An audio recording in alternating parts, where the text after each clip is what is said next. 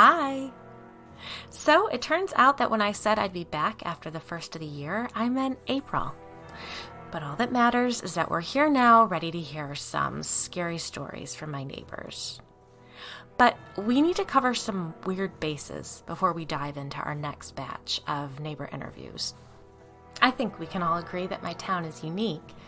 Over the years, we've heard stories of haunted houses, demon nest-filled basements, lizard monsters, ill-intentioned fairies, poltergeists, even mimics.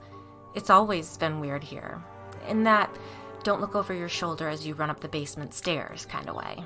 That certainty that something is watching you from the tree line sort of vibe. Compared to what's happening now, the past spooks seem downright harmless. Maybe that's not the right word. Maybe old-fashioned is a better description of our past interviews. Whereas I was hearing from people with one ghost, one demon, one monster, now we've entered a place of multiple and varied spooks. A place of trolls and prophetic visions, time slips, truly ancient forces that make demons seem almost tolerable. This new level of weird began to ring some bells. If you haven't yet watched Hellier Seasons 1 and 2, I watched it on Amazon Prime. Please do so. It's a fun documentary-style series about aliens, but not really. I bring it up because it introduced me to the concept of liminal spaces and high strangeness. I feel like I've mentioned this here before. Maybe. I don't want to repeat myself, but the movies also introduced me to a stack of fantastic books, one of which is The Trickster and the Paranormal by George P. Hansen.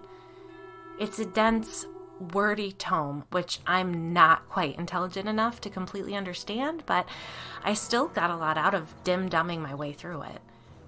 It helped me to better understand the concept of liminal spaces and their connection to, or maybe influence on, the weird. I'm going to do some quoting here, so brace yourself. In the book, Hansen states, "The paranormal and the supernatural are fundamentally linked to destructuring, change, transition, disorder, marginality, the ephemeral, fluidity, ambiguity, and the blurring of boundaries. In contrast, the phenomena are repressed or excluded with order, structure, routine, stasis, regularity, precision, rigidity, and clear demarcation." That was on page 22.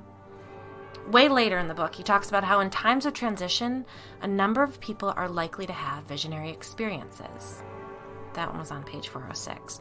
So in times of change, in the in-between, or as Hansen calls it, in liminal spaces, or my favorite way that he puts it, in the betwixt and between, that's where spooky stuff tends to slip through into our reality. Or perhaps we're slipping through into theirs. I don't know. But isn't that exactly where we find ourselves now? Betwixt and between our past and future? In that liminal state that exists between pandemic and aftermath, between religion and true awakening, between invasion and World War III. I know I'm not the only one white-knuckling waiting for what comes next, feeling like I'm stuck between the startled intake of breath and that relieved exhale. All of this rambling is to somehow say that yes, my town is really weird, but I'm willing to bet you a venti soy latte with one shot of pumpkin spice syrup that your town is getting weird too. Things are slipping through everywhere, and this is what ties together our next tiny batch of weird stories.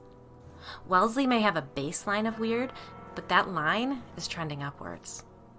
We're in the midst of change, and that's where we'll meet next Friday, April 1st. Uncomfortably liminal, witnesses to all the horror sneaking into our strange new reality.